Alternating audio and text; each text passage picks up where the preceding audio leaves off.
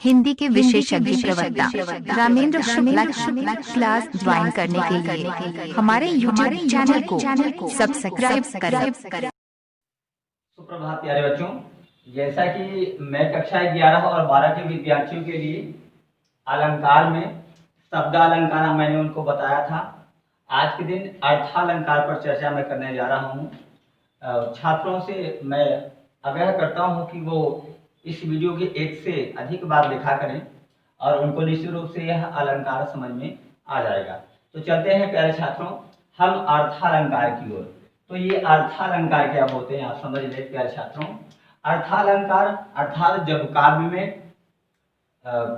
अर्थों के आधार पर अर्थ का चमत्कार दिखाई दे काव्य में, तो अर्थों के आधार पर अलंकार का निर्धारण किया जाए तो निश्चित रूप से वहां पर अर्थालंकार होता है। तो प्यारे छात्रों आप अर्थालंकार के कई भेद हैं, इतना तक के अर्थालंकार के 200 तक भेद बतलाए गए हैं। तो निश्चित रूप से अर्थालंकार को आप क्रमवार से समझें। और अर्थालंकार में सबसे पहला अलंकार है उपमा अलंकार। पहला अलंकार है प्यारे छात्रों उपमा अलंकार। उपमा अलंकार उपमा अलंकार समझने के लिए प्यारे छात्रों निश्चित रूप से आपको उपमा के कुछ अंग हैं, इसको समझना बेहद जरूरी हो जाता है। अगर हम उपमा अलंकार की अगर परिभाषा की हम बात करें, सर्वप्रथम परिभाषा, तो निश्चित रूप से काव्य प्रकाशकार आचार्य मम्मट ने इसकी परिभाषा दी। साधर्म्य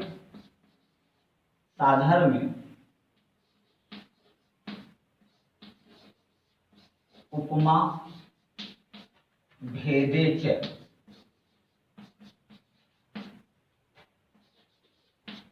पूर्णा लुप्ता चेत। यहां पर छात्रों बता गया कि साधर्म्य के आधार पर उपमा अलंकार होता है और वह पूर्णा और लुप्ता, पूर्णोपमा और लुप्तोपमा के भेद से यह उपमा अलंकार के दो भेद हो जाते हैं। तो साधर्म्य के आधार पर प्यारे छात्रों निश्चित रूप से उपमा के 4 अंग हैं। तो उपमा के कौन कौन से 4 अंग हैं? उपमा के 4 अंग आप ध्यानपूर्वक आप समझ लें। निश्चित रूप से आप जब तक अंग को नहीं समझेंगे तब तक अंगी को नहीं समझ पाएंगे। तो अंग को समझना बेहद जरूरी है प्यारे छात्रों। तो आप सबसे पहले अंग को समझें और अंग को समझने के बाद आप अंगी को स्वतः ही समझ लेंगे। तो निश्चित रूप से इसके 4 अंग हैं प्यारे छात्रों। सबसे पहला है उपमेय। क्या है उपमेय? दूसरा है उपमान, तीसरा है साधारण धर्म, साधारण धर्म, और चौथा है वाचक शब्द। अब आपके दिमाग में एक बात गुजर रही होगी कि सर इन 4 अंगों को तो बता रहे हैं, तो अलंकार अर्थालंकार में इनका क्या प्रयोजन? तो प्यारे छात्रों आपको जान लेना चाहिए कि जब तक इन चारों अंगों को आप नहीं समझ पाएंगे तब तक अर्थालंकार को भी नहीं समझ पाएंगे। तो अर्थालंकार को समझने के लिए इन अंगों को जानना बेहद जरूरी है। तो ये अंग क्या है आप जाने प्यारे छात्रों? उपमेय, यानी कि जो प्रस्तुत होता है, जिसकी उपमा दी जाती है उसे उपमेय कहते हैं।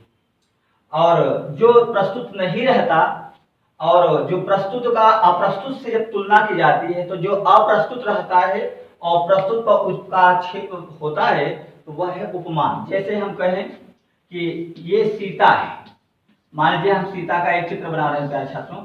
ये सीता है और ये चांद है। अब हम कहें सीता का मुख चंद्रमा के समान है, ये है चंद्रमा और ये है सीता का मुख। हम कहें सीता का मुख चंद्रमा के समान है, तो यहाँ उपस्थित क्या है प्यारे छात्रों? तो आपको ध्यान में आएगा कि मुख उपस्थित है, यानी मुख यहाँ प्रस्तुत है और चंद्रमा अप्रस्तुत है। तो जो प्रस्तुत है वो हो गया उपमेय। वो क्या हो गया प्यारे छात्रों? उपमेय। उपमेय की परिभाषा हम अगर बताएं तो जिसकी तुलना की जाती है उसको कहते हैं उपमेय। यानी उपमेय क्या होता है, प्रस्तुत होता है, यह उपस्थित रहता है, या प्रस्तुत कहें या प्रेजेंट है। आप पहले अंग्रेजी ज्यादा समझते हैं साइंस के विद्यार्थी, इसलिए जरूर जान लेंगे कि जो प्रेजेंट रहता है वो है उपमेय। अब जो अनुपस्थित रहता है लेकिन इस जो उपस्थित है उस पर आरोप किया जाता है तो निश्चित रूप से वो क्या है, उपमान। तो उपमान में से लगा लें, यानी जिसकी उपमा दी जाए, जिसकी उपमा दी जाए उसे कहेंगे उपमेय।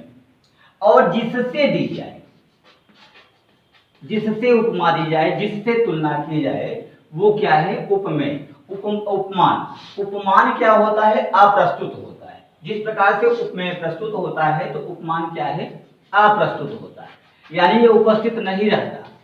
तो निश्चित रूप से अगर हम किसी का कहते हैं कि मोहन गधा है, तो निश्चित रूप से मोहन गधा है तो गधा उपस्थित नहीं है, उपस्थित है मोहन। लेकिन मोहन में हो सकता है कि गधे जैसे गुण मिलते हो, गधा भी कुछ ही नहीं आता होगा, मोहन भी नहीं आता होगा, या हो सकता है कि गधा जो होता है वह अल्प बुद्धि वाला माना जाता है, हो सकता है मोहन भी अल्प बुद्धि वाला हो।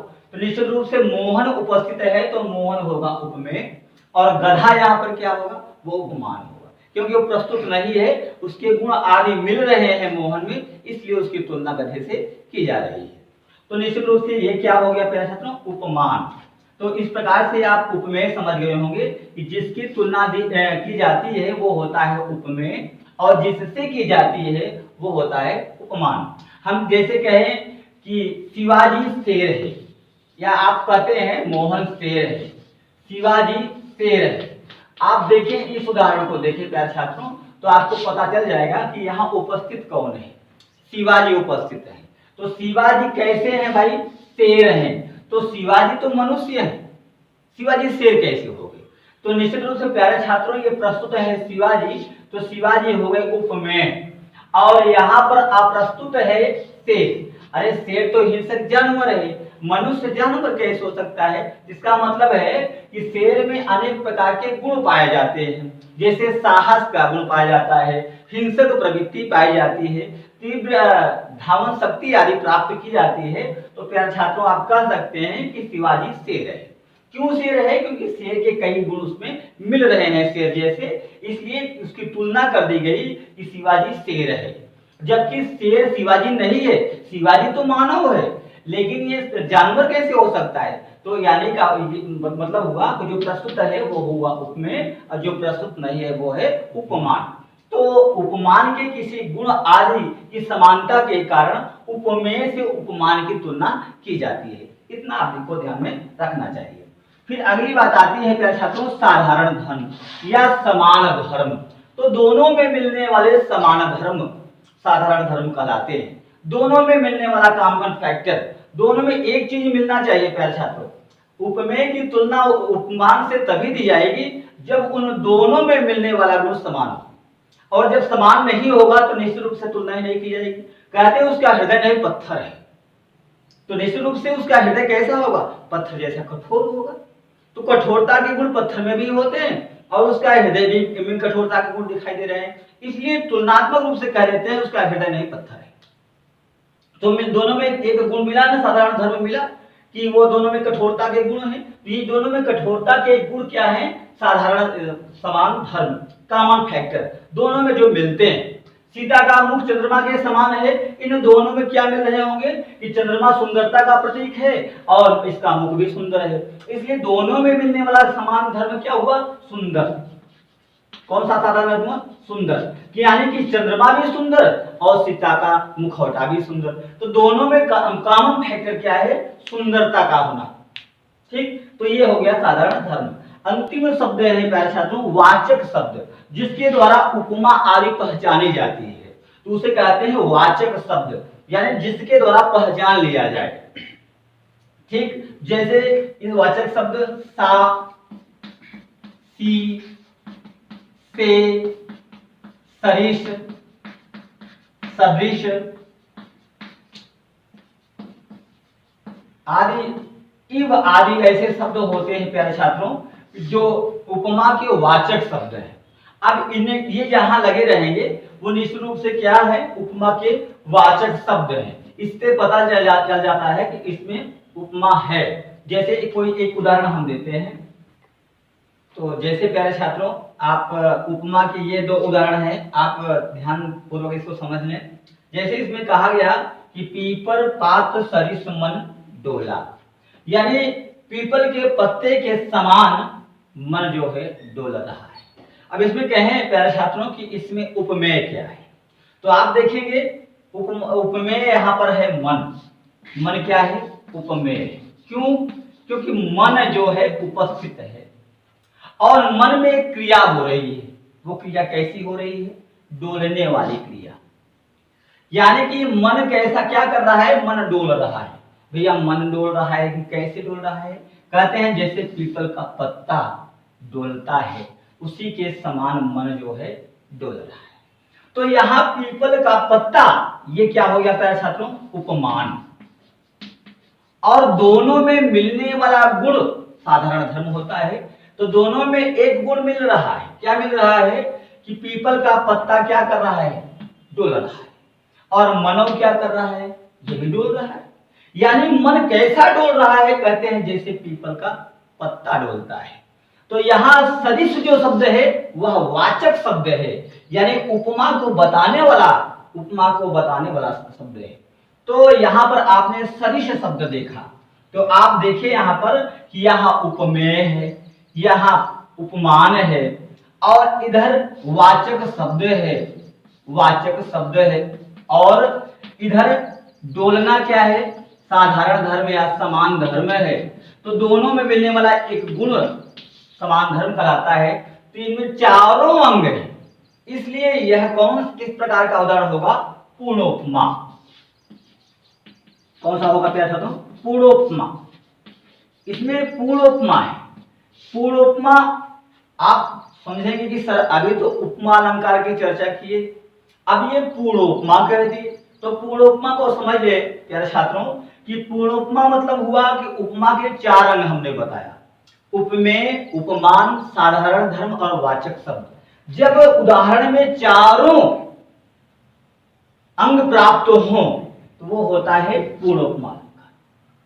तो आप देख रहे हैं यहां उपमान भी है, उपमेय भी है, समान धर्म भी है, वाचक शब्द भी है। तो जब चारों एक ही काव्य में उपस्थित होते हैं तो वहां होता है पूर्णोपमा अलंकार। पूर्ण उपमा, पूर्ण धन उपमा को मिलाएंगे, मिलकर गुण संधि हो जाएगी पूर्णोपमा। इसलिए पूर्णोपमा देखकर परेशान नहीं होना है कि क्या लिखा है। पूर्णोपमा ने पूरी तरह से जहां उपमा विद्यमान है उसे कहे पूर्णोपमा अलंकार। लेकिन यही प्यारे छात्रों अगर मान लीजिए उपमेय ना रहे, तो एक उपमेय नहीं है तो निश्चित रूप से वह लुप्त उपमा होगी। तो यानी इन चारों अंगों में से कोई एक अंग नहीं रहेगा तो वह लुप्त उपमा अलंकार होगा। अब उपमेय नहीं रहेगा तो उपमेय लुप्त उपमा, उपमान रहेगा उपमान लुप्त उपमा, साधारण धर्म समान धर्म नहीं रहेगा, समान धर्म लुप्त उपमा, वाचक शब्द नहीं रहेगा, वाचक शब्द लुप्त उपमा, यानी जो नहीं रहेगा वो उपमा बन जाएगी। इस प्रकार से उपमा के चार अंग, यानी चार अंगों पर चार प्रकार आपको देखने को प्राप्त होंगे। लेकिन काव्य प्रकाश में आचार्य मम्मट ने दो उपमा के फिर बताए हैं प्यारे छात्रों, एक पूर्णोपमा अलंकार और दूसरा लुप्त उपमा अलंकार। पूर्णोपमा अलंकार और दूसरा लुप्त उपमा। लुप्त उपमा का मतलब हुआ कि कहीं उपमेय न रहे काव्य में तब भी वह लुप्त उपमा है, चाहे उपमान न रहे तब भी लुप्त उपमा है, वाचक शब्द न रहे तब भी लुप्त उपमा, समान धर्म न रहे तब भी लुप्त उपमा के अंतर्गत आ जाता है। इस प्रकार से संस्कृत के विद्यार्थी ऐसा जानते रहे कि उपमा के केवल दो भेद होते हैं, पूर्णोपमा और लुप्तोपमा। ठीक, तो इस प्रकार से अब इसको उदाहरण में देखें, हरिपद कोमल कमल से। यहां पर देखिए प्यारे छात्रों को उपस्थित क्या है, जो प्रस्तुत होता है निश्चित रूप से वह उपमेय होता है। तो हरिपद कोमल कमल से, भगवान श्री कृष्ण के जो पद हैं, चरण है, वो कोमल है। लेकिन कोमल कैसे हैं, कमल जैसे हैं, कमल से है। यानी कि अब यहां उपस्थित क्या है, तो आपको दिखाई दे रहा होगा कि यहाँ उपस्थित है भगवान श्री कृष्ण के चरण, भगवान विष्णु के चरण। तो यहाँ पर चरण उपस्थित है तो चरण क्या हुआ, उपमेय हो गया। जो उपस्थित रहता है वो होता है उपमेय। अब क्या उपस्थित नहीं है प्यारे छात्रों, तो आपको दिखाई दे रहा है कि कमल उपस्थित नहीं है और कमल का इसमें समानता ली जा रही है। तो कमल क्या है, उपमान। और कैसा भाई, चरण भी क्या है, कोमल है, कमल भी क्या है, कोमल है, तो दोनों में कोमलता के गुण हैं। तो ये हो गया समान धर्म, समान धर्म। और से शब्द क्या है, उपमा का वाचक शब्द है, वाचक शब्द। अतः यहाँ पूर्वोपमा अलंकार, उपमा के चारों अंग दिखाई दे रहे हैं, उपमेय, उपमान, समान धर्म और वाचक शब्द। अतः यह कैसा उदाहरण है, पूर्वोपमा अलंकार का उदाहरण है। तो प्यारे छात्रों, आप पूर्वोपमा को जान गए होंगे। चलते हैं हम एक लुप्तोपमा का भी उदाहरण आपके समक्ष प्रस्तुत करते हैं। प्यारे छात्रों ध्यानपूर्वक आप देखें। अब प्यारे छात्रों इस उदाहरण को आप देखें। नील सरोरुह श्याम तरुण अरुण वारिज नयन। आप देख रहे हैं भगवान श्री कृष्ण की यहाँ पर कुछ उपमा दी गई है। और सांवले हैं, कैसे सांवले हैं, भगवान श्री कृष्ण सांवले हैं। तो नील सरोरुह, यानी सरोरुह कहते हैं कमल को, यानी भगवान श्री कृष्ण का जो सांवलापन है वो निश्चित रूप से नीले कमल दल के समान है। और तरुण अरुण वारिज नयन, और जो तरुणावस्था को प्राप्त अरुण है, अरुण जानते हैं प्यारे छात्रों, हमने आपको बताया है पूर्व के वीडियो में, पूर्व की कक्षाओं में हमने बताया है कि अरुण और गरुण दो सगे भाई भाई हैं। और अरुण क्या करते हैं, ये सूर्य का रथ हाँकते हैं, दोनों ड्राइवर हैं। अरुण जो है वो सूर्य का रथ हाँकते हैं, सूर्य का रथ चलाते हैं। और गरुड़ भगवान विष्णु का रथ स्वयं बने हैं, वाहन स्वयं बने हैं। तो ये दोनों भाई ड्राइवर हैं, अरुण और गरुड़। गरुड़ भगवान विष्णु के ड्राइवर बने हुए हैं और अरुण भगवान सूर्य के ड्राइवर बने हुए हैं। तो आप देख रहे हैं नील सरोरुह श्याम, यानी निश्चित रूप से भगवान श्री कृष्ण का जो सांवलापन है वह नीले कमल दल के समान है। और अरुण तरुण अरुण वारिज नयन, और वारिज माने भी कमल होता है प्यारे छात्रों। और कैसा कमल, कह रहे हैं कि तरुणावस्था को प्राप्त किया हुआ जो अरुण की लालिमा होती है उसके समान कमल और आंखों वाले। देखा इस प्रकार की उपमा। तो आप देख रहे हैं प्यारे छात्रों कि इसमें सब कुछ मिला है, यानी सुंदरता दोनों में गुण मिले हुए हैं कि नीले रंग का यह कमल है, सुंदर है, तो उनका वह सांवला शरीर भी नीला है। तो आप भगवान श्री कृष्ण जो उपमेय हैं और नील कमल या तरुण अरुण वारिज आदि जो है उपमान है। तो यहाँ पर भगवान श्री कृष्ण का शरीर उपमेय है, यहाँ भगवान श्री कृष्ण का नेत्र वह भी उपस्थित होगा, तो वह भी इन दोनों उपमेय हैं। और नील सरोरुह और तरुण अरुण वारिज ये दोनों उपमान हैं। और दोनों में मिलने वाला एक कामन गुण जो कि दोनों में मिल रहे हैं वो है सुंदरता का, वो दोनों में मौजूद है, क्योंकि नीलिमा यहाँ पर भी मौजूद है और नीलिमा यहाँ पर भी। तो ये साधारण धर्म है। और लेकिन वाचक शब्द प्यारे छात्रों आपको यहाँ पर नहीं दिखाई दे रही होगी, अतः आप इसको कह सकते हैं वाचक लुप्तोपमा अलंकार। कह सकते हैं वाचक लुप्तोपमा अलंकार, लुप्तोपमा अलंकार, जो कि हमने आपको बताया था कि इसमें जो नहीं होगा वो इसी प्रकार की लुप्तोपमा बन जाएगी। अब ये वाचक शब्द नहीं है इसलिए वाचक लुप्तोपमा, कहीं उपमेय नहीं होगा तो उपमेय लुप्तोपमा, कहीं उपमान नहीं रहेगा तो उपमान लुप्तोपमा, कहीं साधारण धर्म आपको नहीं दिखाई देगा तो साधारण धर्म लुप्तोपमा। तो इस प्रकार से उपमा अलंकार की इस प्रकार से चार भेद आपको देखने को प्राप्त होंगे। ऊंची कक्षाओं में एक मालोपमा अलंकार भी आपको देखने को प्राप्त होगा, जो एक माला के सदृश उपमा लिए होता है, इसलिए उसका नाम है मालोपमा अलंकार। तो लेकिन प्यारे छात्रों आप दो अलंकार जानते रहे कि उपमा के दो भेद हैं, या पूर्वोपमा जब चारों अंग एक साथ उपस्थित हो तो वह पूर्वोपमा, इन चारों अंगों में से कोई एक न हो और वह उपमा हो तो वह है लुप्त उपमा अलंकार, जो न हो वही आप आगे लगा करके लुप्त उपमा अलंकार बता सकते हैं। तो इस प्रकार से हमें आशा ही नहीं बल्कि पूर्ण विश्वास होगा कि छात्र इस वीडियो के माध्यम से अर्थालंकार के अंतर्गत उपमा अलंकार को भली भांति समझ गए होंगे। और ठीक है प्यारे छात्रों, नेक्स्ट डे मैं पुनः आगे के अर्थालंकार में रूपक, उत्प्रेक्षा आदि को लेकर उपस्थित होऊंगा। तब तक के लिए धन्यवाद, सुप्रभात। हिंदी के विशेषज्ञ प्रवक्ता रामेंद्र शुक्ला क्लास ज्वाइन करने के लिए हमारे YouTube चैनल को सब्सक्राइब करें।